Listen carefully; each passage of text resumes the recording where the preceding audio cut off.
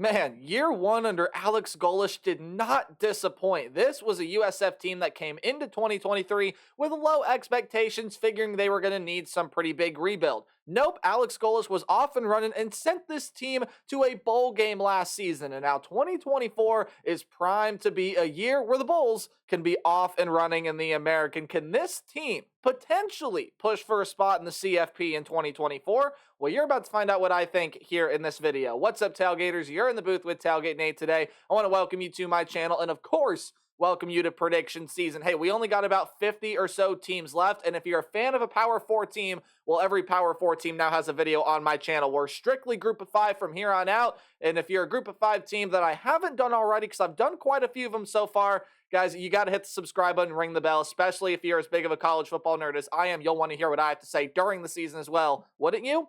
I would think so, at least. And hey, look, thank you for all the support the channel has received during prediction season this summer. You can continue to support the channel by watching this video is a big way and helps support my channel in more ways you can even imagine. But you can also like, you can comment, you can share, you can go watch my other videos, of course, subscribing and literally interacting with the channel any way you can helps to support it. And with all of that out of the way, and then that's not the important stuff here, let's talk about the South Florida Bulls football team in 2024. How do we do that, though? Well, we'll take a deep dive into the team's offense, a dive into the defense, and then we'll go through South Florida's football schedule, and we'll give it a game-by-game preview and prediction. But I do have a couple more things before we do start. Just a couple footnotes that I do want to tell you guys, because right over here will be the stats the team put up either offensively or defensively last season. And, of course, for your viewing pleasure, right below the team's logo, I have put the team's coaching staff. We'll waste no more time. Let's dive on into this offense, which saw great resurgence. South Florida did not have a great offense before Alex Golish came in, but the former Tennessee offensive coordinator lit this offense on fire last season. Over 450 yards per game. I mean, slightly over, but that's still a very impressive number. They were scoring points. The pass game was working. The run game was working. The one thing that you probably want to look for this offense to improve on in 2024 is you got to get better on third down. 37.5%. I mean, it's not a horrible number by any standards, but for an offense that can gain 450 yards per game, you probably want that third down number to be a little bit better. That third down number goes up. The yards per game probably goes up as well. The points per game definitely goes up. You got to talk about the talent that's on this offense to understand where it sits in 2024. And that starts with the most important position on the field. Gary Bohannon, who did not throw a pass for the team last season, was figuring to maybe be that starter entering last year, and he got beat out by a guy we're going to talk about in a little bit who was fantastic for the Bulls last season. But Gary Bohannon, a former Baylor Bear, obviously came over to South Florida. He is now going over to BYU to finish out his collegiate career. I believe he only has 1 or 2 more years of eligibility left, although could be wrong on that. Quarterback room, Byron Brown. This is the guy that was absolutely outstanding for the Bulls last season, and well, he probably will do so again in 2024. Listen to these numbers: 3,292 yards, 26 touchdowns, 11 interceptions on 64% completion percentage. And by the way, he was also the team's leading rusher on 203 tries. This is sack yardage included. He was sacked 38 times last season. He lost over 200 yards being sacked, 809 yards, and 11 touchdowns. So again, I'm pretty sure sack yardage is included in that. You take away sack yardage, he was a 1,000-yard rusher last season. Now, can he do that in 2024? Remains to be seen. But all that we know is Byron Brown, a very, very good dual-threat quarterback. Will he lead the team in rushing again this year? I happen to think it'll be a guy we'll talk about in the running back room here in just a little bit, who also had a really good season for the team last year. But Byron Brown, really good for this team last season. Cut back on the interceptions, get that completion percentage higher. He's a really good athlete, and he'll be the starting quarterback again in 2024. Really, really like him at the quarterback position. Israel Carter, Bryce Archie, not Brian, my apologies. They're back to be backups, while Luke Ruckers, an FAU transfer, coming into this program that actually just happened here in July. Okay, when you go ahead and talk about the running back room here, Michael Dukes is gone, the second leading rusher among running backs last season, 350 yards and 2 touchdowns. Again, the guy that I think is going to lead this team in rushing was the guy that was second on the team in rushing, first among running backs last season. That was Naquan Wright. He had 797 yards, 8 touchdowns on 180 carries, averaged around 4.4 yards per carry. He's a really, really good player and will lead this rushing charge in 2024. Kelly Joyner does come back. Kawan Powell also returns, and you get a guy coming over from the portal in Teron Keith, who has had some solid moments when he was at Western Kentucky, but will add some depth to this running back room this upcoming season. Wide receiver room, this is where you do take a couple of really big hits. Is Coffrey Brown, who was a really good receiver for this team last year. He had 435 yards and 5 touchdowns last season. He is now off to Arkansas, and Yusuf Terry has entered the transfer portal as well. He is off to Georgia State, 182 yards and a touchdown for him last season. You still got a lot of really good talent in this wide receiver room, including a 1,000-yard receiver from last season in Sean Atkins, 1,054 yards on 92 catches. That was a team high. Also had a team high 7 receiving touchdowns. Naeem Simmons also does return. Michael Brown-Stevens, Tyree Kelly, all those guys come back here for this team, as well as Jaden Alexis, who currently is injured right now, but once he's healthy, if he can get healthy for 2024, will play another big part to this wide receiver room this upcoming season. So Sean Atkins leading the way. You got some really good pieces back there as well. You're not just done with the returners there, are you? No. Abdur Rahman Yassin. Apologies for that stutter there. He's coming over from Purdue, where he had himself a pretty good season with the Boilermakers last year. Joshua Cobbs also comes over. He's over from Houston. And then you do have a freshman who's expected to play big minutes, especially with Jaden Alexis down right now. That's Joshua Porter, really highly recruited wide receiver. Decided to go play over at South Florida. And he's going to be a really good piece to this offense this season. In the tight end room, yes, Jason Littlejohn is gone due to graduation, but you get 2 really good tight ends coming back, Weston Wolf and Gunnar Greenwald, as well as Jonathan Eccles, who was transferred in here to this. Oh, no, sorry, that is not a transfer. That is a freshman. Getting ahead of myself here, not reading what's on screen. That's a freshman that enters this tight end room. Probably will end up playing third string minutes. We'll see how much he plays. You do have a couple tight end transfers coming in here. Finn Jones from FAU, Peyton Singletary from Cincinnati, but Eccles, a notable freshman on this offense nonetheless. Donovan Jennings and Byron Matos are gone off the offensive line, and no, Matos didn't play last season. That's why he has the asterisk there. He was on this team in 2022. I don't think saw much game action. Didn't play last year because he entered the portal. No one picked him up, but he did go off in the NFL. I believe he either got signed or got invited to a mini camp, so I thought it was notable to list him here.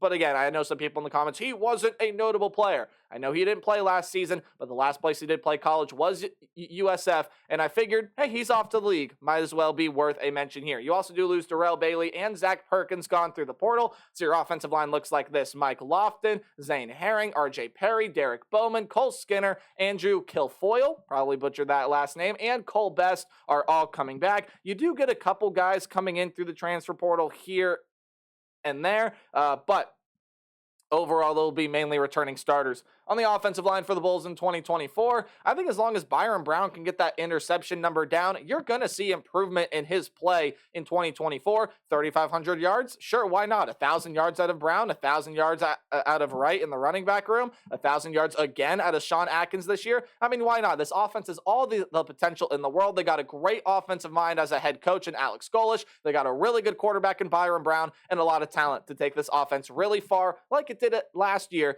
But the problem with this team last season was the defense. Remember what the offense scored last season. I believe, remember off the top of my head, it was 31.9 points per game. You literally can rewind the video and find out if that is correct. But their defense allowed more points than the offense was scoring. Now, obviously, the offense was good enough to outgain what the defense was producing, but there were a lot of games last season where the defense really costed South Florida, especially that passing defense that allowed almost 300 yards per game last season. However, good thing, they were a pretty solid third down defense. So a lot of improvement is needed to be made on this USF defense entering 2024, and they do lose a lot of talent that could have helped them do so this upcoming season. Tramel Logan and Lloyd Summerall are both off through the transfer portal.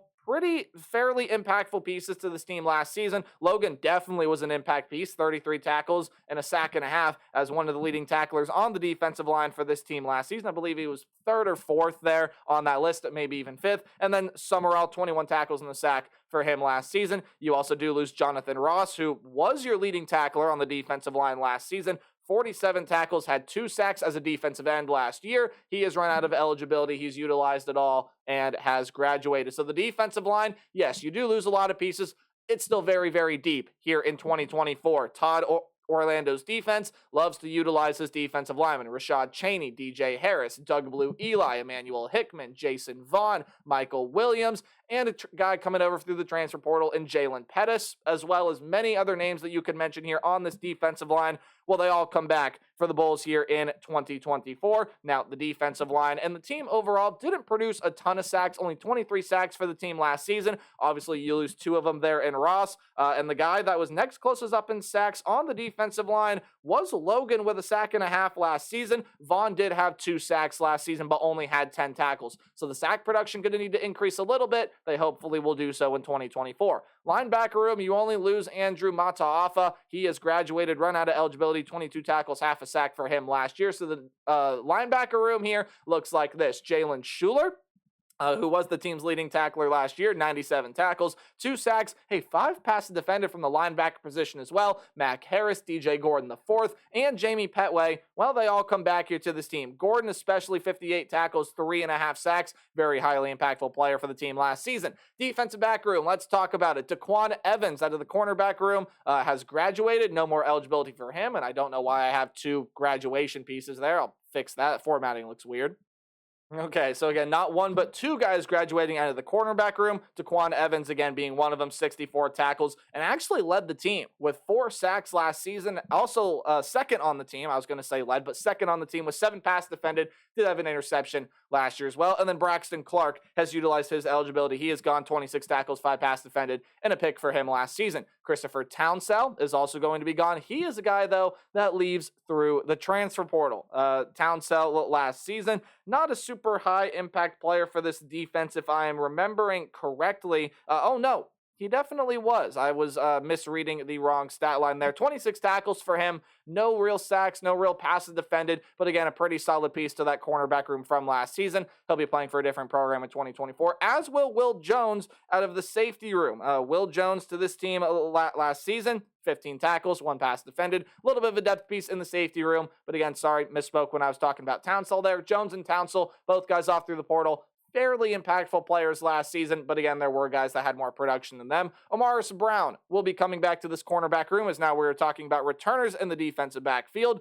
Brown with 40 tackles, 4 pass defended, and 2 interceptions last season. Tavin Ward also back, and you get some really good pieces from the portal. Deshaun Rucker's over from Tennessee, so the Alex Golish connection there working wonders. Rucker going to be a very good corner for this team, and Brent Austin over as well. Jalen Stokes, Logan Berryhill, Tawfiq Bayard, and Jarvis Lee, all of them come back to the safety room, as well as, again, a couple transfers. Kajwan Banks and DeMarco Augustine all transfer in here to this team, or I should say both of them transfer into this team. And kickers are people too, so we got to talk about them. No notable losses out of the special teams room. Andrew Stokes and John Cannon back to do punting and kicking duties, respectively. We'll give you some stats on the defensive back, since I didn't really do that. Stokes was the team's 3rd leading tackler last year. He had 2 picks. Berryhill led the team in interceptions with 3 of them last season. You go back to Tavin Ward, led the team in pass defended last year, also had 2 picks. And the team overall had 14 interceptions last year. So yes, the defensive backfield was not really great at limiting the team's or the opposing offense's yardages, but they were able to force some turnovers. Again, you had a guy that had 3 interceptions, 2 interceptions, 2 interceptions, 2 interceptions. There's a lot of interception production coming back to this defensive backfield, which is the thing that needs to improve most. They got to limit the big plays, limit everything there. 3rd down defense was good last year. Keep that up. But as long as the little things can get improved upon, well, you should see some of these numbers go down for the Bulls in 2024. And I rambled on a little bit there, taking more time. So we'll run through the schedule a little quicker than usual. Any game at home will be underlined, while any game on the road is in italics or that slanted text.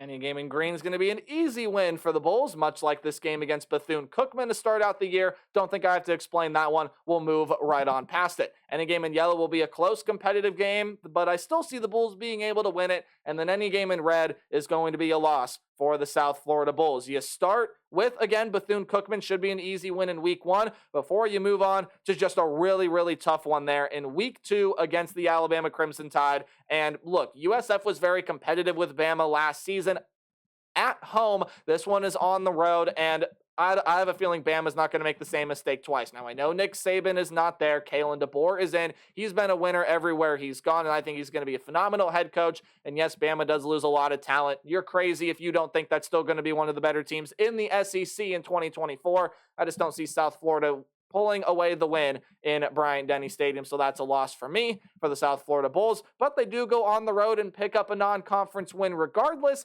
against the Southern Miss Golden Eagles. They are losing Frank Gore Jr., a lot of other very talented pieces, and a team that just wasn't great out of the Sun Belt Conference last season. Could see their improvements in 2024, but overall I think South Florida is much too talented, and they beat the Golden Eagles there on the road. Now, this is a game coming up where it wouldn't surprise me one little itsy tiny bit if South Florida were to come away with the win against the Miami Hurricanes.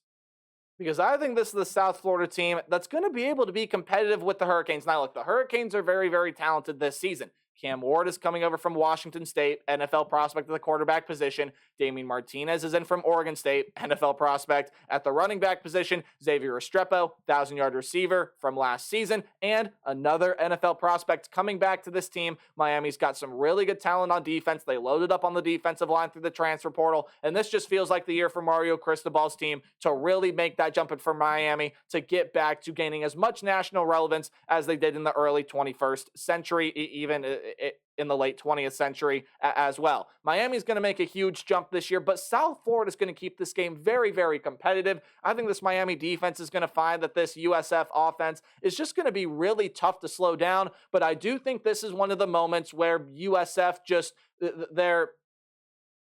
I think their defense lets them down here. Miami's got a lot of offensive talent, and that's where I think Miami is able to win this game. They're going to be able to get past this South Florida Bull defense. While the offense stays competitive here, I think Miami's defense makes too many stops, and the Miami offense just gets rolling and rolling and rolling. It's going to be tough for this Bull defense to stop it, and that is why I think Miami wins in Week 4. A game that I could see South Florida winning, all things considered, but I think the Hurricanes will be able to come out on top. Then you move on into American Athletic Conference play, and I think you lose your first game in American Athletic play. I do think you lose to the Tulane Green Wave. Now, I know Michael Pratt is no longer there, but I should say Michael Pratt no longer there, as well as their head coach, Willie Fritz, who has taken the job now at Houston. But listen, man, Tulane has still got a lot of very, very solid pieces. They're getting some really good pieces coming in through the transfer portal. Ty Thompson figures to take over at quarterback. He was a former Oregon commit. He's going to be a really good player for them. Some really good wide receiver pieces come in, some really good pieces, especially in the defensive backfield through the portal. A lot of returners on that defensive front.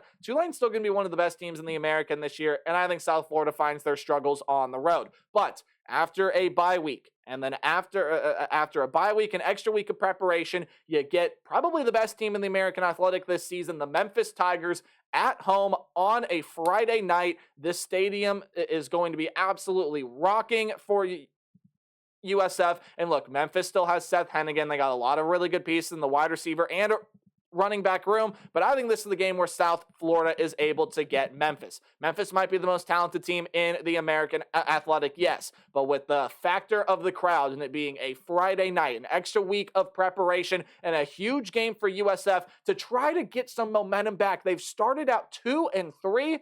I think this is going to be a win for the South Florida Bulls, and it's going to propel what's going to be a really successful season, I think, in the American Athletic Conference. You move on the next week, and you beat UAB. Now, look, I think UAB is going to be a much more talented team and a much more competitive team than they were last season, even though they, I think, almost made a bowl game last year. But I still think that they're a little bit behind USF in terms of talent, and the USF offense will be too much for this Blazer defense to handle. Even though I think the Blazer defense can hang with them, USF pulls away with that win. Then you get another bye week before you have to go on the road and play Florida Atlantic. Now, I do think, again, there is going to be at least one game on the schedule where I think the USF defense just has their struggles. You don't just go from a defense that allowed almost 450 yards per game last season to a defense that's suddenly going to shut down everything. I think the defense sees some lapses here, and FAU has got some really nice offensive talent. Cam Fancher is coming in to play quarterback. They got some really good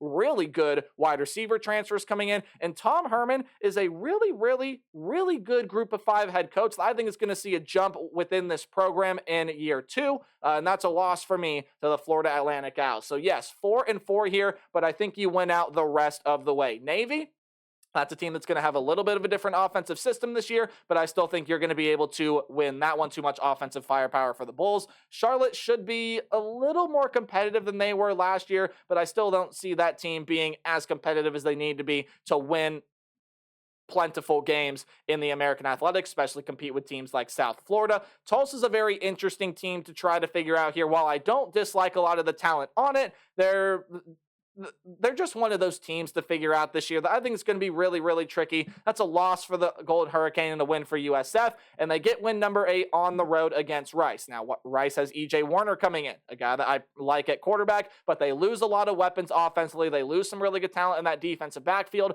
I think that hurts them against Byron Brown, a very athletic quarterback, and Rice lost a lot of athleticism, especially defensively, from last year. So 8-4 is what I got for the USF Bulls. Now, can that record be improved upon? Absolutely. This team is very talented, and if the defense takes a bigger step than I'm expecting in 2024, hey, you can see this team absolutely compete for a spot in the American Athletic Championship game, which I think they'll do anyway, and maybe the college football playoff. If the floor falls out, yeah, maybe they can miss a bowl game, but I see it as unrealistic. This is the team that's going bowling. They're going to be one of the better teams in the American this season. Let me know what you guys think about the Bulls in the comment section below. Remember to play hard but tailgate harder, and as always, see you in the next video. We'll talk about our first MAC team, the Miami, Ohio Redhawks. Goodbye.